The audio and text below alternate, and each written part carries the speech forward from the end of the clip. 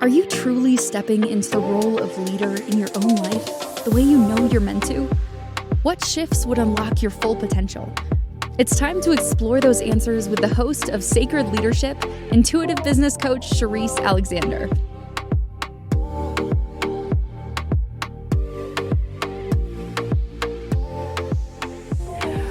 Welcome to Sacred Leadership with Charisse here on the Inspired Choices Network, where today I will be talking about leadership and the body and the conversation that we're not having with Dr. Jonathan Locust. So, what does leadership cost the body?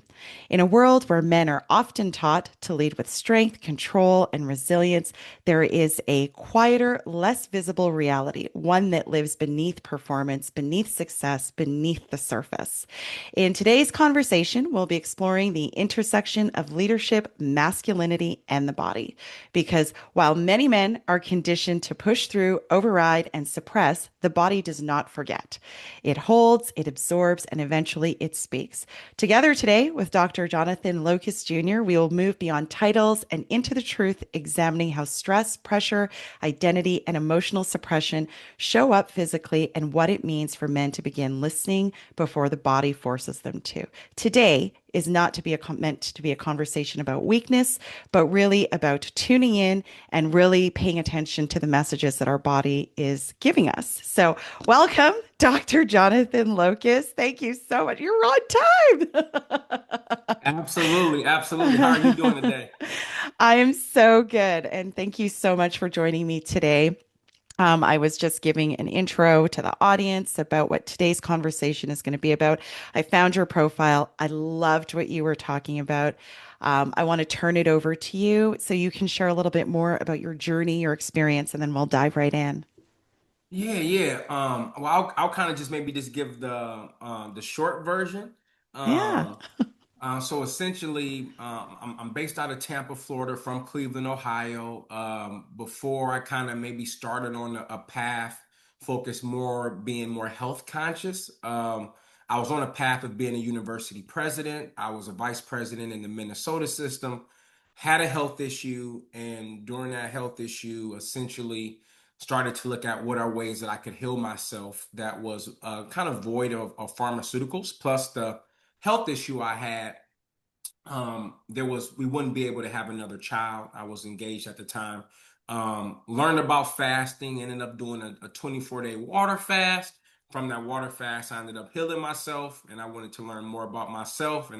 And my, I will say, last few years have just been me looking to understand more about myself, why I'm here, and the things that I really need to accomplish in order to be of service to as many people as possible.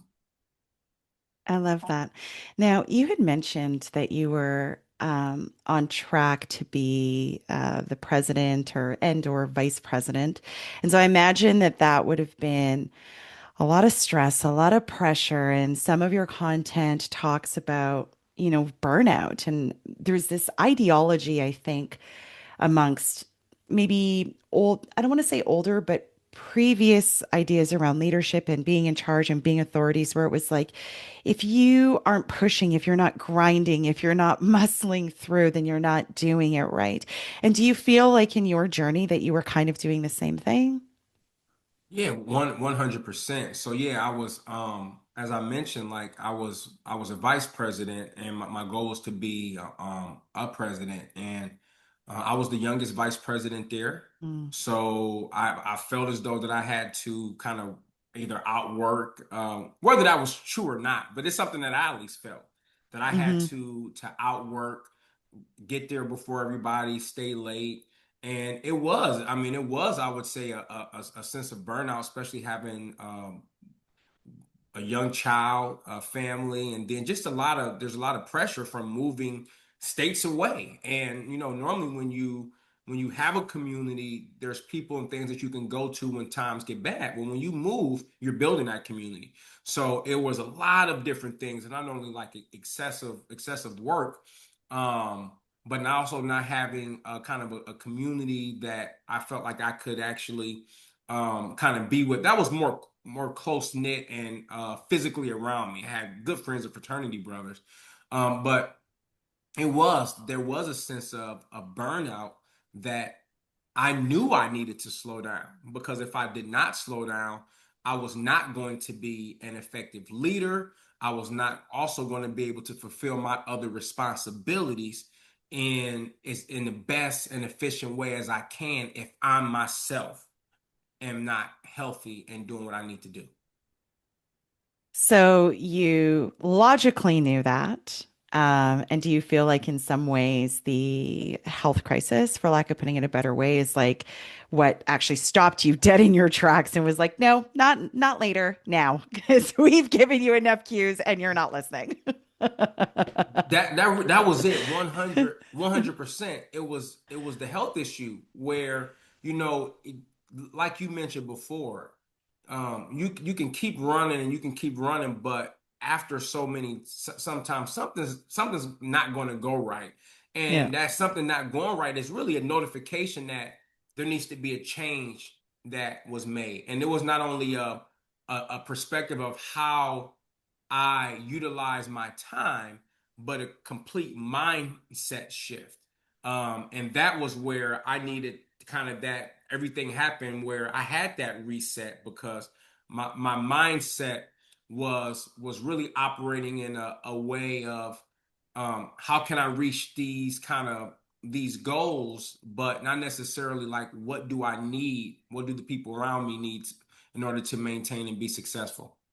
Hmm.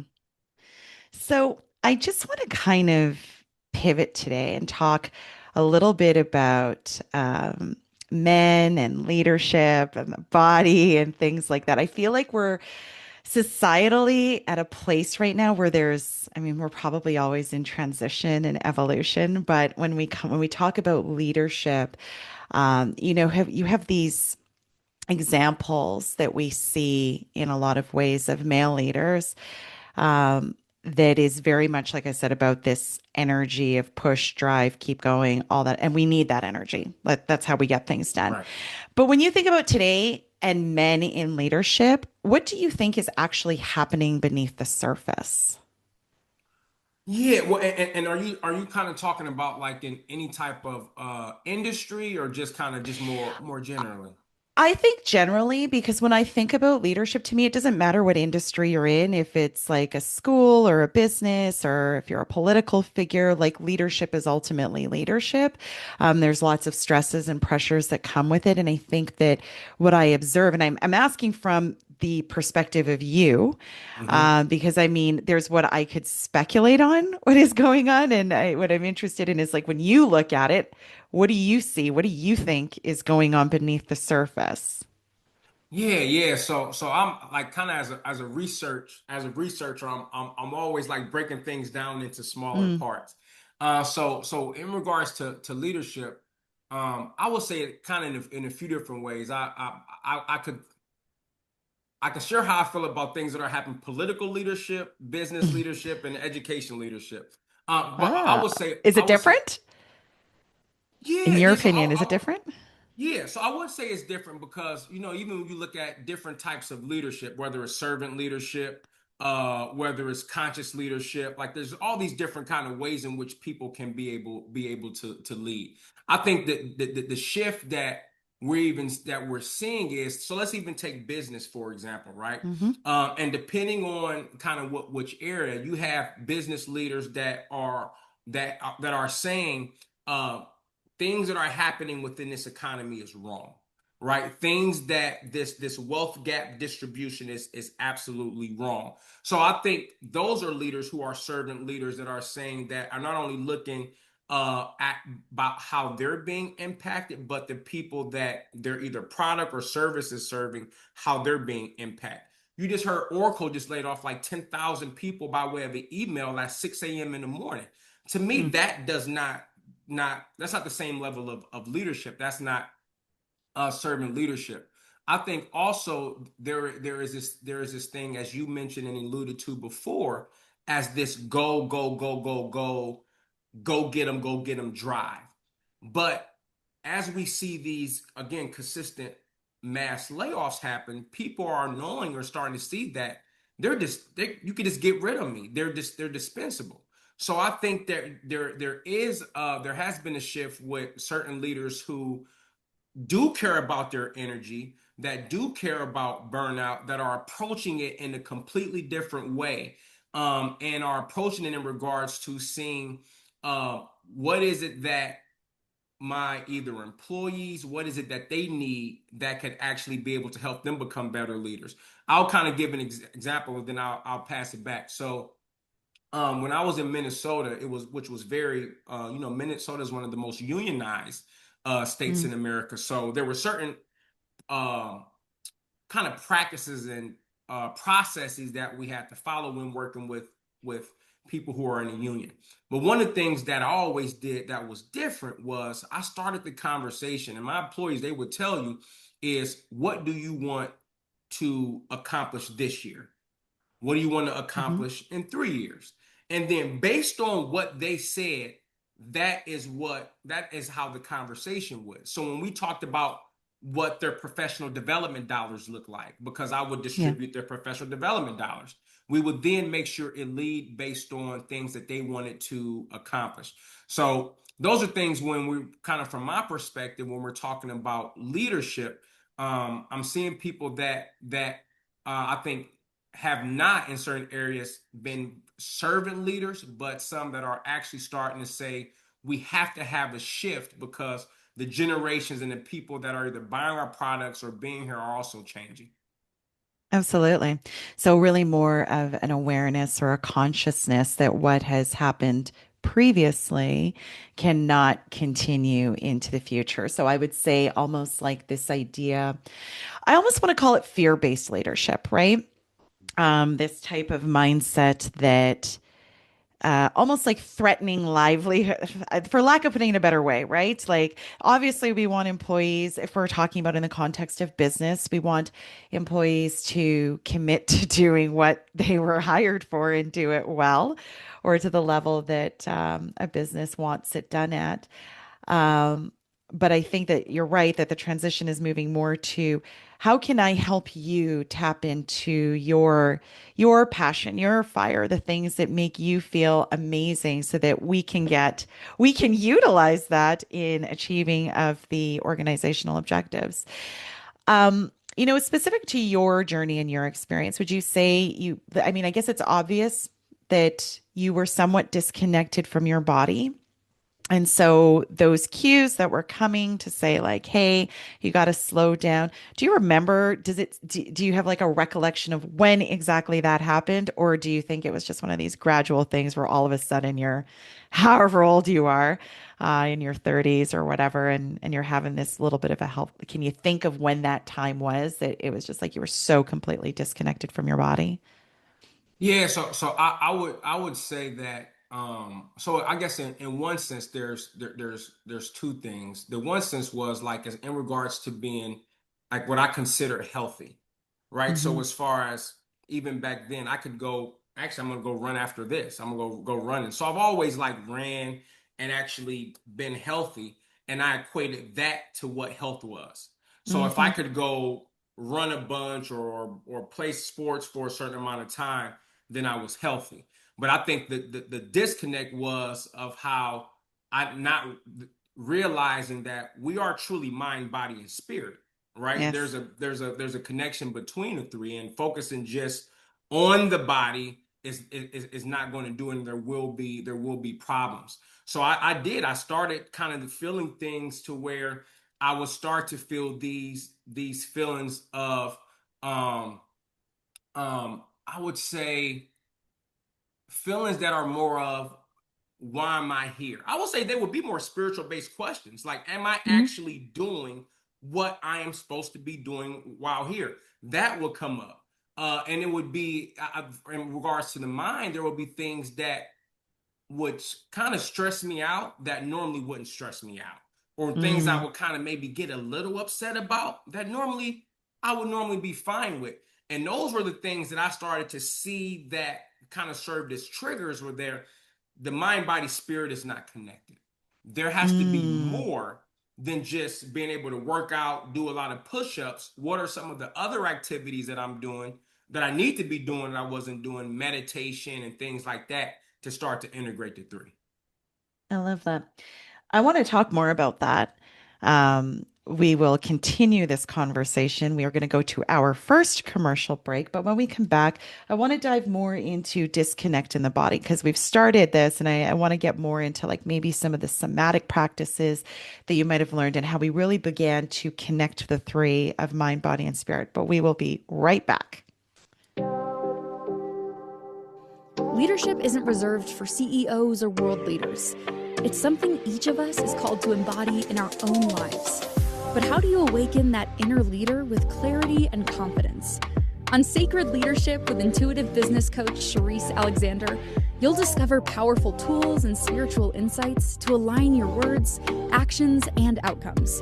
Tune in every Wednesday at 11 a.m. Eastern, 10 Central, 9 Mountain, and 8 Pacific, right here on InspiredChoicesNetwork.com.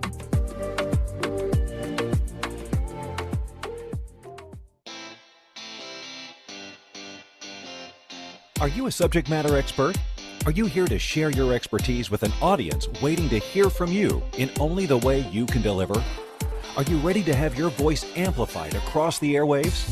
Inspired Choices Network has a global radio platform streaming to millions of people across the world. Professionally produced and supported by an accomplished team every step of the way, you can broadcast from anywhere in the world, knowing your voice matters, and we ensure it is delivered with ease and efficiency. Eager to hear your message, the world awaits. Contact us today to become an Inspired Choices Network radio host. Email become a host at inspiredchoicesnetwork.com. This is Sacred Leadership with Charisse Alexander. To participate in the program, join the live studio audience in our chat room at inspiredchoicesnetwork.com. You can also send an email to charisse@pavitraleadership.com. Now back to the program.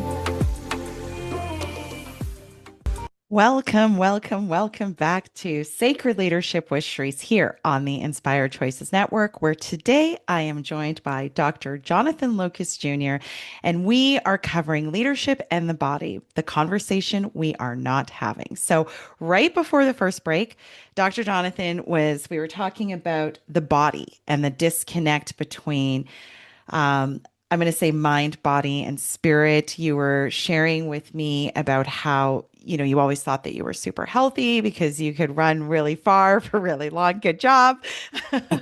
And how you started to learn that it might mean something else. So I think what you were describing was more like ideas, right? Questions that started to trickle into your consciousness, things that were previously okay with a previous version of Dr. Jonathan were now rubbing on your soul, for lack of putting it a better way. And you started to talk about spirituality. And I just wanted to welcome you to say, hey, this is absolutely a podcast where we talk about the intersection of spirituality, business, leadership, and how do we integrate this day to day. For me, faith and spirituality is not a thing that's once a day or once a week or, whatever your frequency is. For me, it is in everything. It is in every moment. It is allowing myself to co-create my experience with the divine. And so with that, I want to turn it back over to you and talk a little bit more. You were saying something about meditation. You started meditative practices. The question is, how did that begin to shift? So previous idea was, oh, I run really far and really long, to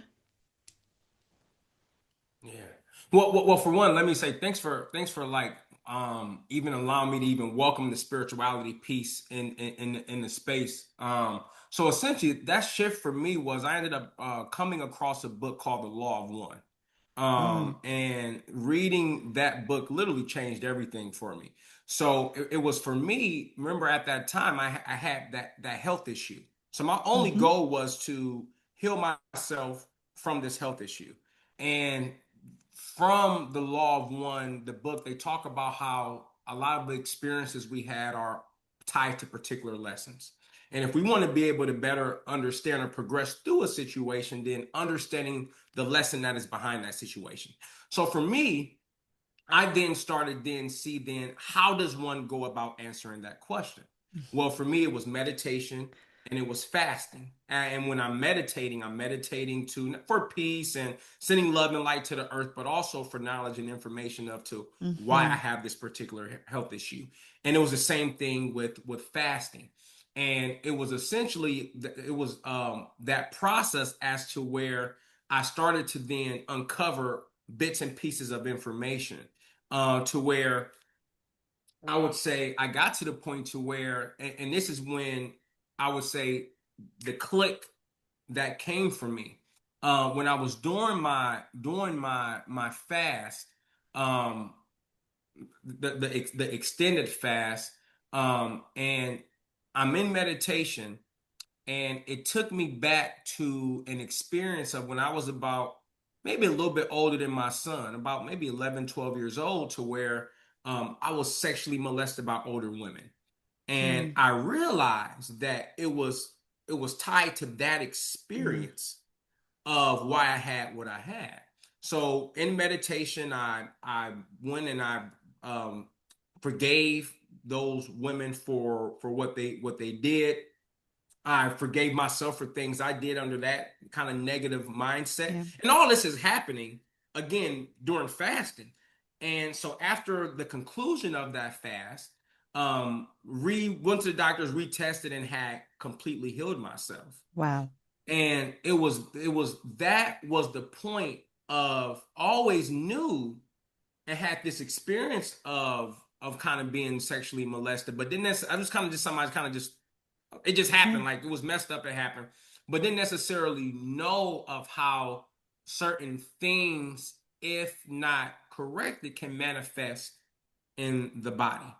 And that Yeah. was the lesson to me. And that was when I would say not fully understood because I'm still in the process of understanding, but Yeah. had a better understanding of the connection between mind, body, and spirit.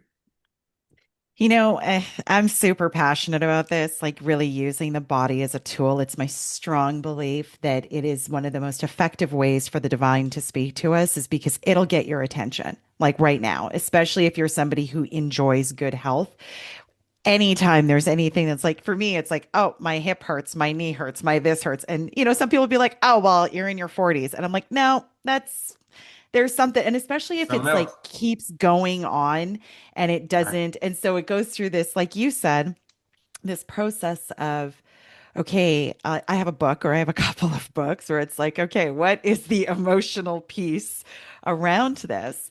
And I guess the reason why I think it's so important for men is because there's this, in my observation, there's this challenge where men aren't necessarily given. I heard an analogy recently that I just love. So women will say have 64 colors in their crayon box of how they feel about things, and men get eight.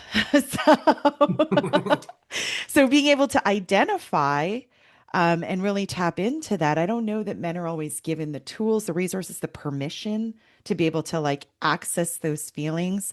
And I think that's, one of the reasons why, I like having this podcast, is to like really, um, regularize the fact that, like, I'm not saying we have to sit and have deep, long conversations about your feelings, but really identify it just for yourself. Sometimes the body just needs acknowledgement of, yes, I was wounded. Yes, it hurt. Yes, it's, in the past and it doesn't have to define now, but I can let this go now. In your day Mhm. to day and in the work that you do, how do you help? And maybe your work isn't specific to men, but if we ask, or if I focus the question on men, how do you begin to help them have that? Or is it simply through sharing your story? Yeah, yeah. So you raise up a kind of a point where there's certainly a generational shift. So I was Yeah. just like, even just this past 2 weekends ago, I was with some of my good friends and fraternity brothers where we had our sons, and we were just kind of talking about the first time we heard our fathers say that they love us. Mm, And for me, it wasn't until like I went to college yeah. and other ones. So we all talked about all of these times that were basically over 18. Or one of them was like, man, when I got married, my dad was like, I'm proud of you, man. I love you. So I think there's something that at least my generation was conditioned to kind of like, what is a man? Yeah. Like especially seeing your father. I had a great father who was a still he's alive, but was a pastor. So all of these different things of what is I think a man is. But now as a generational shift, like I tell my son every night before he goes to bed, I love him. We kiss each other on the cheek. So there's a lot more emotion, showing of emotion that I think has happened. So that's to your kind of your earlier point of like, I think there's a generational shift of how kind of fathers now are raising their children versus previously. And my son meditates, so we've learned how to Beautiful. meditate. So we have like a spirit. We talk about spirituality. We talk Yeah. about reincarnation, past life regression. So we Love we that. talk about that stuff. So in regards to kind of like I would say other men. One of the things that we started with Consci Rise is something called the Conscious Brotherhood, and Mm. that is a group of men that we pretty much meet on a regular basis. All different types of. It's a very very diverse group of men, and I would say the thing that there's a few things that come up the most, and some of the things that come up is relationships, like how to Hmm. be able to navigate relationships if I'm having a particular problem or issue, and then career stuff will come up. So I'll tell you one of the things that I knew that something we were doing was working. So me and my son, we go to the barber shop every other Thursday, and I go into the barber shop, and some of the barbers that are at the barber shop attend the Conscious Brotherhood group, Yeah. which is actually helpful because if they hear about other guys who would be interested, they just refer them to the group because it's free. We don't charge anybody anything. It's just open for guys to be able to come. So when I walk in, two of the guys who were there, they just start clapping. They start clapping, and my son is like, "Why they clapping?" I'm like, "What's up, y'all? What happened?"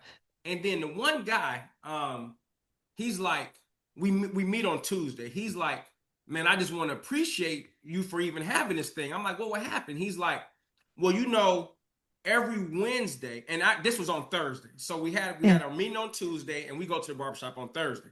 So he was like, every Wednesday I gotta go to counseling with my wife, and he was like, I hate going because he talk about it at the barbershop every time how you don't like going.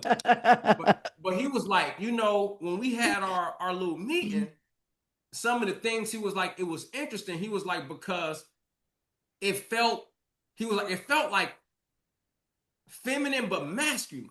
He was like, Mhm. because nobody was trying to like, I ain't felt like anybody was trying to like do anything against me, but being able to share is not something that we really used to because we kind of like have everybody go around and share. We don't force anybody, but Mhm. you have an opportunity. We have specific questions, and he was like, so basically after that conversation, man, we had the best session we had on Wednesday, and and I'm gonna be back. And then the other guys was like, well, can I come? I'm like, yeah, everybody invited.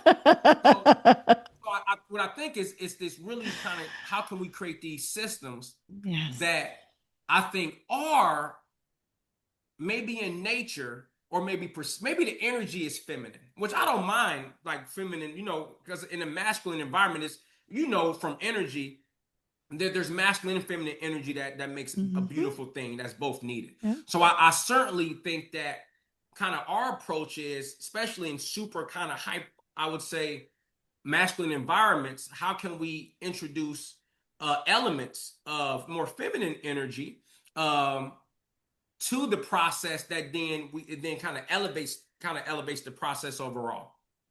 I love that. It's like you're reading my script or something or my notes. 'Cause, um, what I was gonna, so what I wrote down, and we're gonna talk more about it, is divine masculine and divine feminine energy Mm. and the integration of those things. Because I think sometimes and I found this week. So there's a lot of content that was generated this week because almost every conversation I've had has been around how do we integrate the divine masculine and divine feminine energy that sits within each and every one of us. And in fact, it was my son I was talking to yesterday, and I said, it's a beautiful dance. I said, if you have the opportunity to witness it in an energetic sense, it's literally this weaving that happens because you need to use both. You need both in day to day, in life, in the world. But even within you, you need both. It's so, anyways, I want us to talk more about that. We're going to take our second break. And when we come back, we will dive into more around exactly what you're talking about, divine masculine and divine feminine energy. We'll be right back. Leadership isn't reserved for CEOs or world leaders. It's something each of us is called to embody in our own lives. But how do you awaken that inner leader with clarity and confidence? On Sacred Leadership with intuitive business coach Charisse Alexander, you'll discover powerful tools and spiritual insights to align your words, actions, and outcomes. Tune in every Wednesday at 11 a.m. Eastern, 10 Central, 9 Mountain, and 8 Pacific, right here on InspiredChoicesNetwork.com.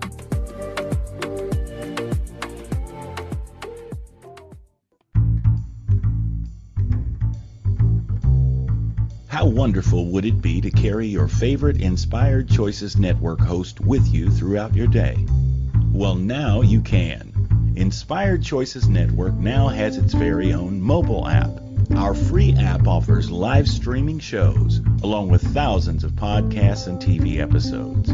Our shows cover a wide variety of topics. Whether you're waking up with us, carrying us through the day, and taking us to bed with you, we're always here for you to enjoy. We're easy to find. Just search for Inspired Choices Network in the Apple App Store or Google Play Store. This is Sacred Leadership with Charisse Alexander. To participate in the program, join the live studio audience in our chat room at InspiredChoicesNetwork.com. You can also send an email to Charisse@pavitraleadership.com. Now back to the program. Welcome back to Sacred Leadership with Charisse here on the Inspired Choices Network, where today I'm joined by Dr. Jonathan Locust Jr., and we are talking about leadership and the body, the conversation we are not having. And right before the break, Dr. Jonathan was sharing some experiences around the group that he started. Concise, yeah, help me. Concy Rise. And a group that he had started where it's really just meant to hold, it's a container. It's where you allow men to come and share if they like and begin to invite in some of that divine masculine and feminine energy. And it's so interesting that the gentleman who was sharing his experience at the marriage counseling was saying, oh, it was awesome because like it was like masculine and feminine. And I think that sometimes there's the idea by men or maybe even women that sharing and feelings, or at least being in touch with what those emotions are, have to be like laborious or painful or whatever the case may be. Sometimes it's, as I've mentioned, it's as simple as just acknowledging it. And then it's almost like the body says, okay, you've heard me. Now I can release this pain, kind of thing. So right before we went to break, I wanted to dive more into the integration of divine masculine and feminine. And when I say that, what does that mean to you? Integration of divine masculine and feminine. Yeah, so I would say I kind of look at that from a few different ways. I look at it from one is like what are processes and modalities to where I could individually kind of combine the two, and then two, what are insights that women have that I wouldn't have from having more of that feminine energy that could be a help for me in my path. So I'm kind of talking about the first one, for the way I've kind of tried to combine it is really focusing on meditation practices. Like I practice Kriya Pranayama, Kriya Yoga, and there's the coiled snake reference, the Kundalini energy, and knowing that Kundalini energy going up is a masculine and feminine energy. So I think even with even things like that, like meditation and things like that, I think it has an opportunity to show more of who we are and are more divine, which of course includes both energies and less ego type things. It takes Hmm. peels away layers of the ego. So I think that for one has been helpful for me. Second thing that has been really, really helpful is I do Jungian dream interpretation and active Hmm. imagination. Yeah. And if you're doing active imagination, um, you meet particular beings in your active imagination. And the first stop that I went to was the Great Mother. And I spent time in my active imagination with the Great Mother. And that's a source that I go to whenever I have questions. There's so that piece is there, and I know those things have been helpful for me in regards to just being able to combine kind of on my own. And then also I've also just listened to women and their experiences with the energy. So my wife, for example, who is and has continues to read like more spiritually feminine women books, she was even telling me about and it just wouldn't have crossed my mind, but about how a lot of times women after like postpartum and some of the Hmm. problems. And she was kind of talking about like you have a conscious living being that's inside of you. Part of your consciousness that then all of the kind of the spiritual aspects of it, which then I would have never ever thought about from that perspective. And listening to that and learning more about that has given me a greater, I would say, knowledge and appreciation of the things that women go through on a Hmm. regular basis in regards to them processing their feminine energy in that container. Yeah. And with that, it's like you think about, I was having, again, I have three sons. So I've had this conversation with all three of them this week. And they were, it's interesting because I said to them, they're going back to something you'd said about the transition in generations. Now, as you said, I equally did the same thing with my sons, which was like, it's okay to have your feelings. Like, we just, so when they were young and they'd be having like whatever fit, I would just be like, okay, well, I'm just going to give you this space in your room. And when you're ready to come out, you're not in trouble. I'm just giving you time to process your Mhm. feelings. And when you're done, come on out and let's have a conversation about it. And the awareness of how important that was in that moment as a parent, the full effect of that has only become apparent now. I was having a conversation with my 24-year-old, and he is really masculine. Like but he is also so confident and comfortable with his divine feminine. He is a Mhm. creative. He's very okay with naming those feelings. He feels zero way about it. And I Right. think the reason why I'm putting that out there is for any of the audience that's listening, that's the gift that you actually give your kids is the ability to name and be in touch and really show. And I even said it to him. I said, I'm so proud of you. You are so confident in who you are as a man that you feel zero way about like really feeling into those softer emotions. And I said, I love watching this dance of the divine masculine and feminine within you. So to be clear, what that actually is for those who don't understand what I mean, it is the divine masculine is that energy you need to get things done.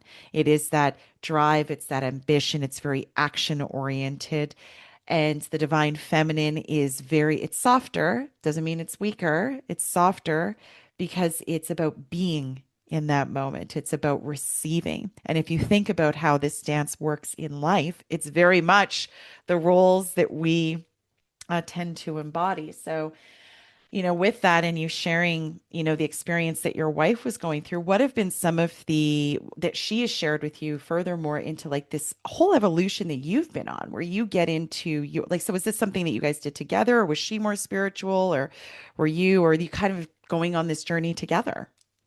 I would say like it kind of would have started with me. I would say maybe definitely were we both were kind of have religious backgrounds, but Hmm. then with my health issue, I mentioned kind of went towards the spiritual.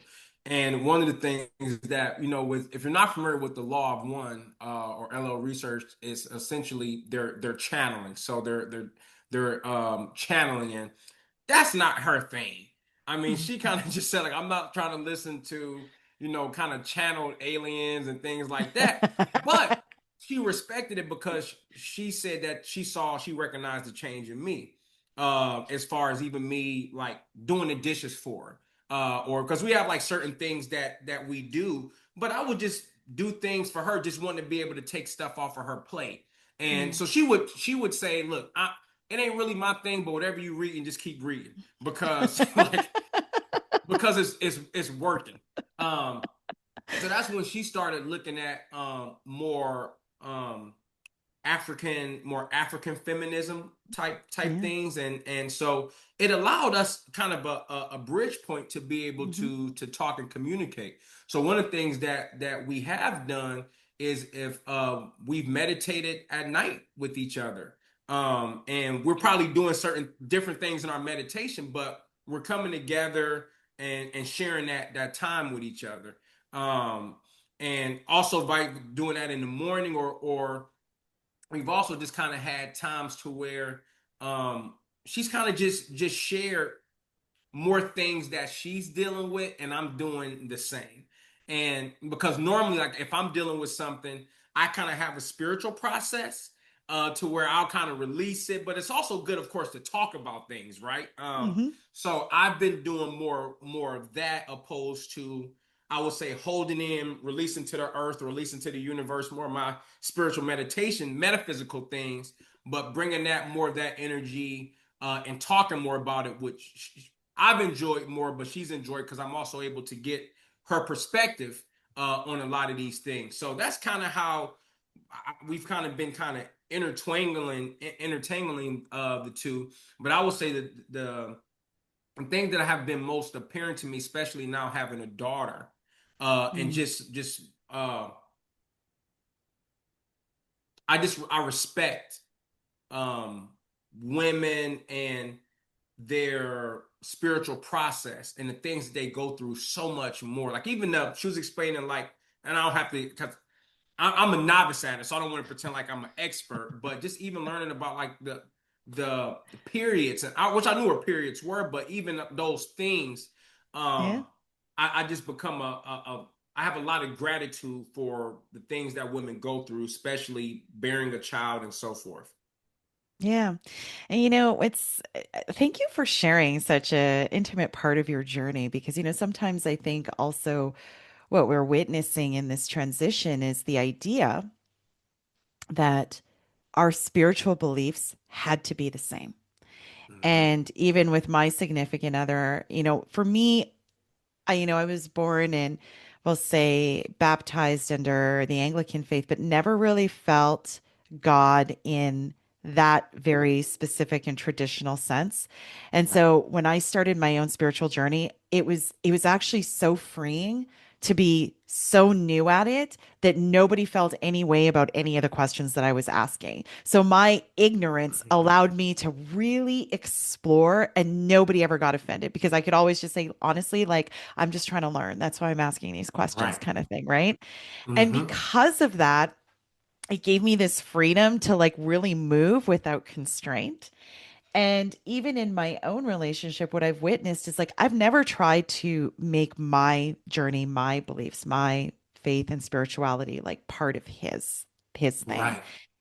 And I think that when we move, I think the only thing that I've always said is like, I don't really care as long as we're both connected by some faith. Like realistically Hmm. speaking, it does not matter to me whatsoever. And I think that that lack of pressure has allowed this curiosity to emerge with what are you doing? What are you reading? Because I'm changing, I'm Right. shifting, and there must be a reason for that. And what I loved about what you shared is that it's very similar in that sense that it's just like, oh, that doesn't really resonate with me, but hey, it's good for us. And Right. because you're sharing that authentic piece, because I find that there was still this part that I was holding back because of the fear, like you were talking about channeling and Yeah. aliens, Yeah. and that's woo for a lot of people, right? Right. But at the same time, you're showing up so authentic that it allows her to come now and do the exact same thing. So I think if we remember that the biggest gift that we can give people that we interact with is the true gift of ourselves, then it allows them to also let their guard down and open up, as you guys have clearly done in your journey as divine masculine and divine feminine. So thank you so much for sharing that part of your journey. I think that's absolutely beautiful. And now you have this newfound deeper respect, we'll say, for the Yeah. divine feminine in your world. How old is your daughter, if you don't mind me asking? Yeah, she's 4 and she'll be turning 5 in about 2 months. So for you, do you feel like, because your son is he 9, 10, or 11, 12? So he's 10 turning 11. 10 turning 11. So now that you've got your son who has already you've had a different experience with, do you feel that now with your daughter, it's just even more, we'll say, fostering of that divine feminine within her? Because now you're on this very intentional journey as well. Yeah, very, very, very much so. Like my I can already kind of tell that my children are spiritually aware. I don't Yeah. spiritually aware. And even now, like even with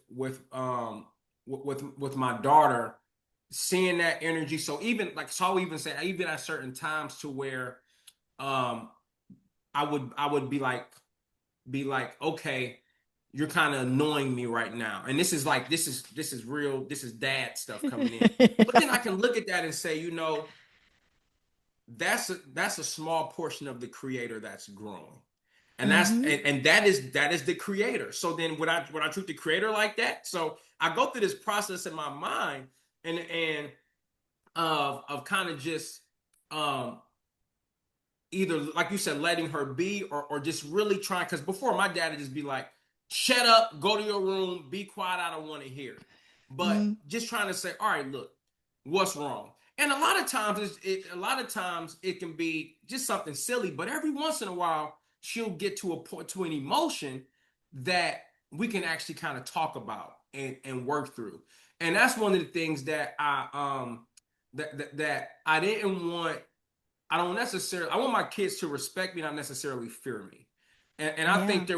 there were things in where there was, in our household, it was fear driven. And I'm not saying Hmm. that probably wasn't best for certain times, because honestly, getting a whooping scared me out of a lot of stuff, because we got whoopings. Um so I know. so I think it's really been trying to be able to see, like, what are some things that I could then be able to then shift in my mindset. So um, as I'm being the service as a parent and trying to help her grow, I can do it. I can do that without actually impeding on her growth.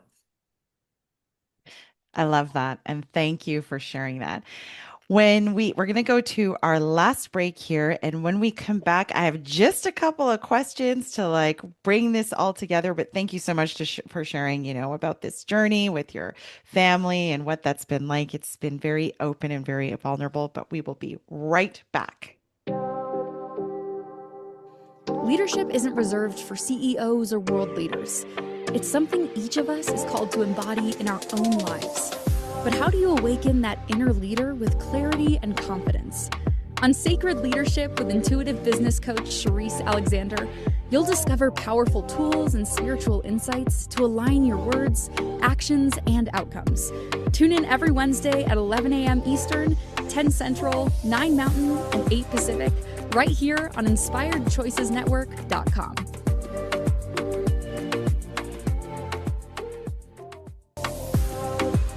This is Sacred Leadership with Charisse Alexander.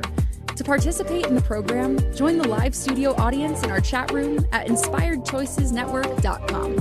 You can also send an email to Charisse@pavitraleadership.com. Now back to the program. Welcome back to Sacred Leadership with Sharice here on the Inspired Choices Network, where I am joined by Dr. Jonathan Locust Jr. And we have been chatting about actually way more than leadership and the body. We have talked about leadership, the body, kids, divine masculine, divine feminine, so, like all of it. I can't even believe we've covered this much content. But if you have been enjoying today's show, please give me a 5-star review on iTunes or whatever platform that you love. And as we are in the final segment of today, I wanted you to share with me regarding like now this real sitting in your body piece as a man. Do you find now that you use it as kind of like a guide? Because I don't know about you, but in the very beginning of my journey, I remember I'd be like, okay, God, you know what? I want signs, I want bells, I want whistles. Like, give me all the things to tell me go left, go right, go straight, stop, all this stuff. And I didn't realize at that time that Define speaks so much quieter than that. But the one tool that will get my attention every time is my body. So, do you find now, and what I mean when I say that, it's like if something is sitting really heavy in my chest, like a conversation or a decision that I've made, I'm like, ooh, that maybe is not the decision to make because it's sitting really heavy in my chest. Do you use your body in that way to now inform you of like the choices that you're making and the guidance that you feel like you're receiving? 100%. And I can give kind of a few examples of that. But I think it really gets to a point to where like I can even recall one time to where I was really um involved with this spiritual practice. So I was I was it was I would say probably over the course of maybe about 6 or 7 months, I was essentially I would go to bed very early on Saturday night so I can wake up and meditate before anybody else would wake up, and I would meditate for a few hours. Because once the kids get up, it's kind of a wrap from there. But what was happening was there would be times on Saturday night that I would want to stay up. I would want to actually maybe either watch a movie or have a glass of wine or do some with my wife, but I was just like, I gotta meditate, I gotta meditate, I gotta meditate, I gotta stay focused. Um, and then what happened was I started getting a pain in my lower back, actually Mm, the right side of my lower back. And mm. I'm doing yoga, right? I'm foam rolling, and I'm like, what in the world? Like, because it's not snowing, so I'm not shoveling. So I'm like, really thinking Going about through what is it. going on. So a good friend of mine who practices shamanism, um, we're just talking. He's like, "How you doing?" I tell him, and he's like, "Well, can I observe you? Can I?" And I'm like, "Yeah." And he essentially kind of closes his eyes, and he's like, "You're suppressing fun." And I'm like, "What?" He's like, "Are you suppressing fun? Is there things that you want to do that?" And literally the first thing that comes up was like, yeah, I just wanted to watch this movie with these movies or do stuff with my wife and I hadn't because of my spiritual practice. I thought spirituality kind of, and it was just like, well, no, you have to be able to enjoy all of the emotions. So what I did was, and I was like, I don't know if this is gonna work. So I was like, you know what, I'm gonna kind of switch up the schedule to where I'm gonna watch some movies. I'm still gonna meditate, but maybe don't dial it back a little bit. Within a week, that pain was gone. Yeah, I So love that. now what I've done is now as I kind of will go on the chakra system to where's the pain or where's the pressure, and then kind of where's that at, kind of what would that align to on the chakra system. So if my throat Hmm. is hurting, am I not saying something? Am I not clearly talking something with my blue ray chakra? If something here, am I not loving enough? Am I hiding love? Am I hoarding love? If it's red ray, if it's what fears do I have that I'm not processing? So I kind of have used the body in relationship to the chakra and energy center to then be able to see then what blockages do I have, but what are things that I need to work on to clear my chakras, but also my body. I love that. That's fantastic and amazing and so crazy. Not crazy. I mean, I've had the exact same experience as well. And what occurred to me as you were sharing your story was like, I don't think the divine wants us to suffer and be miserable.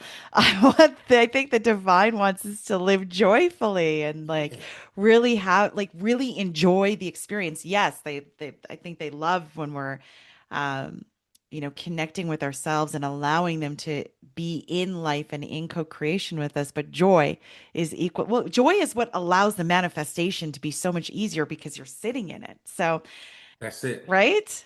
Thank Yeah. you. And that was So, something I had to learn. I mean, that yeah. was just honestly because I was, I grew up where, again, my father was a Pentecostal bishop. So I saw him just study, study, study, study, study. So for me, it was this mindset of like, if I want to be spiritual, I got to grow. Excellent. Thank you so much for joining me today. Thank you for listening to the Sacred Leadership Show. Charisse returns Wednesday at 11 a.m. Eastern, 10 Central, 9 Mountain, and 8 Pacific on the InspiredChoicesNetwork.com. Until then, continue taking small steps today to be a leader in your life for the collective.